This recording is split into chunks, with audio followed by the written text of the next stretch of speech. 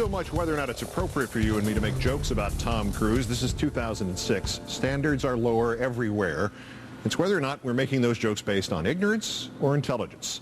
Our third story in the countdown, Mr. Cruise goes on national television to correct the record about Scientology and silent births and whatnot, but is he sugarcoating it?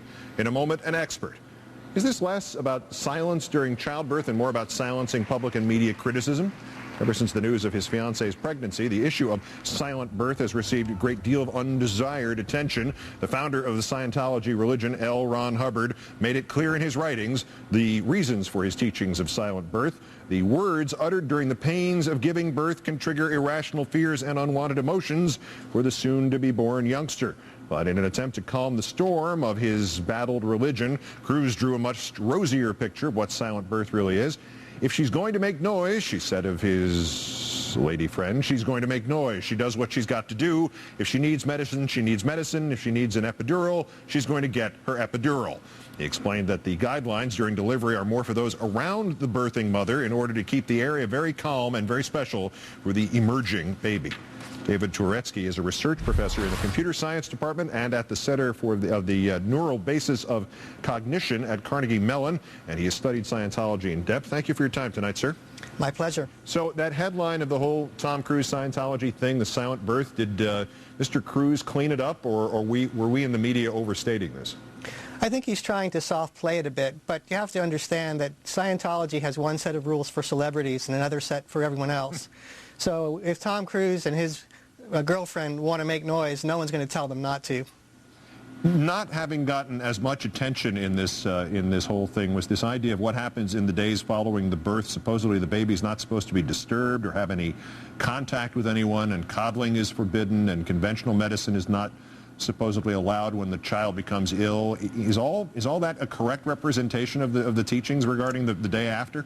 That is correct. Ron Hubbard wrote that the child should be wrapped in tight, soft clothes and left alone for a week. I don't think he meant it shouldn't be fed, but it shouldn't be talked to, it shouldn't be cuddled, it should be left undisturbed for a week. Now, that doesn't mean that people actually follow those teachings. And again, Tom Cruise can do whatever he likes and he will not be criticized for it. But that is what Hubbard taught. Touching on the dust-up, the famous one that Tom Cruise had last summer with Brooke Shields, it was on the Today Show with Matt Lauer. What happens if the mother, in this case Katie Holmes, were to get postpartum depression? What does Scientology actually say about that? Well, I assume Tom would follow the advice that he gave Brooke Shields, which was that he would deny Katie access to antidepressants. He would have her treated with vitamins and with exercise, and certainly in her case with Scientology auditing, which is their quack version of therapy. If those things didn't work, I think Tom would have to get rid of her. I mean, she would be seen as a suppressive force, as someone who was holding him back.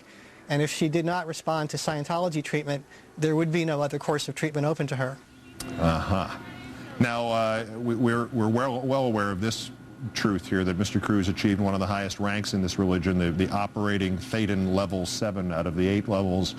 Apparently, the higher you get in this, the more secretive it gets. Would he know things about this religion that Katie Holmes would not know or would not be permitted to know? Oh, absolutely. In fact, he knows things that everyone who watched the South Park episode knows, but that Katie is not allowed to know. You know, South Park, it may be just a cartoon, but they did a very good job of explaining the upper-level theology of Scientology, starting at level OT3, which is, Tom is now 4 levels beyond that. Starting at OT3, you're introduced to Xenu, the evil galactic overlord, who supposedly murdered all these citizens of the Galactic Federation some 75 million years ago. And their tortured spirits now infest all of us. So Tom knows this. Katie may not learn this.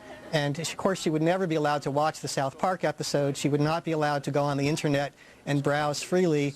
And even if she got high enough to make it to OT3, which, by the way, Nicole Kidman quit after OT2, so she never met Xenu. But if Katie made it all the way to OT3 and learned about Xenu in the approved way, even then, she and Tom would be forbidden to discuss Xenu, even in the privacy of their own bedroom. This is how Scientology maintains control over its adherents, by preventing them from engaging in any kind of discussion or reality testing outside of the cult's control. Well, I don't know anybody who could actually get high enough to believe any of that, but that's another subject altogether. How is this? In the interview, Tom Cruise said that you can be a Catholic and a Scientologist at the same time. How is that Is that possible? And if so, how is that possible? It's not possible, and in fact, Tom was sort of violating a Scientology public relations strategy there. They used to make that claim that you could be a Catholic and a Scientologist, and enough people called them on it that they backed off and they stopped making that claim in public. But I guess Tom didn't get the memo.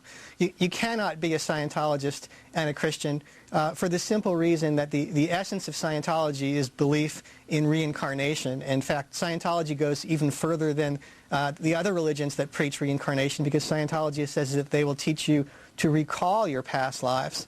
Whereas the Christian Bible says in Hebrews 9:27, man is destined to die once, and after that to face judgment. And that judgment comes when Christ returns to earth.